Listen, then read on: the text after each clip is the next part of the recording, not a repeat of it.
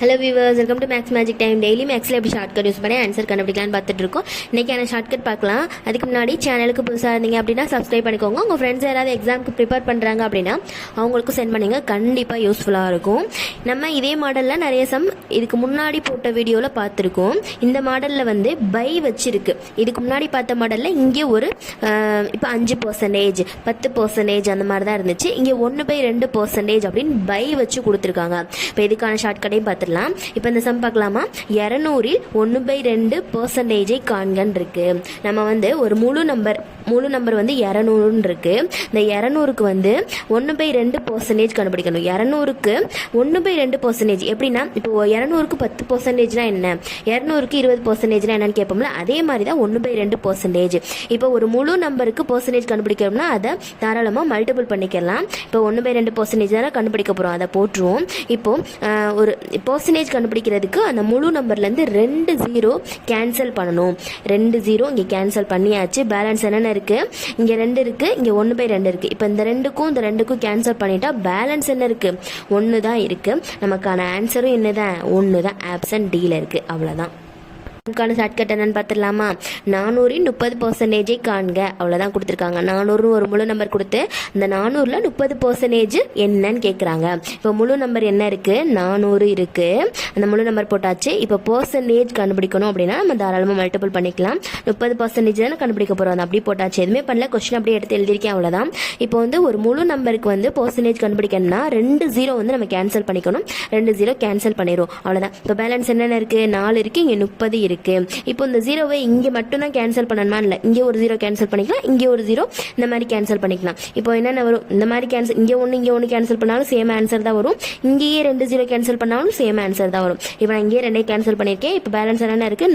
4 இங்கே 30 இருக்குது. அப்போ இது 2 மல்டிபிள் பண்ணோம்னா என்ன வரும்? 120ன்னு வரும். நமக்கான ஆன்சரும் 120 தான். அவ்வளோதான். ஆப்கலாமா? இங்கே பாருங்க, 3 4/7 63% என்னன்னு கேட்டிருக்காங்க. நம்ம இதுக்கு முன்னாடி பார்த்த எல்லா சம்லையுமே வந்து இங்கே ஒரு முழு நம்பர் கொடுத்துருந்தாங்க, அதுக்கு பர்சன்டேஜ் ஈஸியாக கண்டுபிடிச்சிட்டோம். இங்கே கலப்பு பின்னமாக இருக்குது. கலப்பு பின்னத்தை பொறுத்த வரைக்கும் எவ்வளோ ஈஸியாக சம் கொடுத்துருந்தாலுமே அதுக்கு வந்து நம்ம பின்னமாக மாற்றிட்டு தான் ஆன்சர் கண்டுபிடிக்கணும். இப்போ இதையும் பின்னமாக மாற்றிடலாமா? 7 3 மல்டிபிள் பண்ணோம்னா 21ன்னு வரும். இந்த 21 கூட ப்ளஸ் 4 பண்ணோம்னா 25ன்னு வரும். அப்போ 25/7 வந்துருமா? பின்னமாக மாற்றியாச்சு. இப்போ இதுக்கு ஈஸியாக என்ன பண்ணிடலாம்? பர்சன்டேஜ் கண்டுபிடிச்சிடலாம். 63% தான் கண்டுபிடிக்க போகிறோம். அதை எழுதியாச்சு.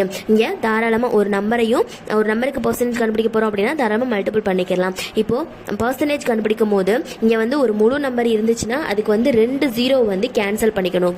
0 இல்லை அப்படின்னா என்ன பண்ணணுங்கிறத நான் ஏற்கனவே உள்ள வீடியோஸில் சொல்லியிருக்கேன். இப்போ இதுலேயும் சொல்லிடுறேன். இங்கே பின்னமாக இருக்குது. இப்போ இதை எப்படி பண்ணணும் அப்படின்னா, நம்ம வந்து ஸ்ட்ரைட்டாக அடித்து போட்டு மல்டிபிள் பண்ணி போட்டுருவோமா? இப்போ இங்கே 1 7 7ன்னு வரும். இங்கே வந்து 9 7 63ன்னு வரும். இப்போ இந்த பேலன்ஸ் என்னென்ன இருக்குது? 25 9. இது 2 மல்டிபிள் பண்ணோம்னா நமக்கு என்ன ஆன்சர் வரும்னா 225ன்னு ஆன்சர் வரும். இப்போ 25 9 மல்டிபிள் பண்ணும்போது கஷ்டமாக இருக்குது அப்படின்னா அதுக்கு ஒரு ஷார்ட்கட் இருக்குது. என்னன்னா, இப்போ எந்த நம்பராக இருந்தாலும் சரி அது கூட 9 மல்டிபிள் பண்ணுறோம் அப்படின்னா மட்டும் என்ன பண்ணணும்னா, எந்த நம்பரை மல்டிபிள் பண்ண போகிறோமோ அந்த நம்பரை நம்ம போட்டுட்டு அது கூட ஒரு 0 ஒன்று போட்டுரும். அவ்வளோதான். இப்போ அந்த நம்பர் என்னது? 25 தானே.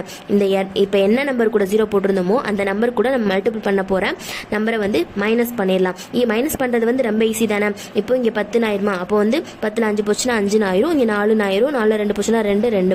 இது ஈஸியாக போட்டுடலாம். மல்டிபிள் பண்ணுறது கொஞ்சம் கஷ்டமாக இருந்துச்சுன்னா இந்த மெத்தட் வந்து, அதாவது 9 கூட மல்டிபிள் பண்ணும்போது மட்டும்தான் இந்த மெத்தட் வந்து யூஸ் பண்ணணும். அவ்வளோதான். 225 தான் கிடைக்குது. நீங்கள் வேறு நம்பர்ஸ் வச்சு 9 வச்சு மல்டிபிள் பண்ணி ட்ரை பண்ணி பாருங்கள். இப்போ என்ன பண்ணணும்னா, நான் 2 0 கேன்சல் பண்ணணும்னு சொல்லியிருக்கேன்னா, இப்போ இங்கேயும் ஆன்சரில் 2 0 வந்துச்சுன்னா அதை கேன்சல் பண்ணி ஆன்சர் போட்டுடலாம். இப்போ இந்த 225 வந்து நீங்கள் ஆப்ஷனில் போய் பார்த்தீங்கன்னா இருக்காது. என்ன பண்ணணும் அப்படின்னா, 2 0 கேன்சல் பண்ணுறதுக்கு பதிலாக 2 நம்பர் தள்ளி நம்ம புள்ளி வச்சுக்கலாம். 1 2 நம்பர் தள்ளி புள்ளி வச்சோம்னா 2.25 அப்படின்னு வரும். ஆன்சர் ஆப்ஷன் வந்து சியில் இருக்குது. ஆன்சர் 2.25. அவ்வளோதான்.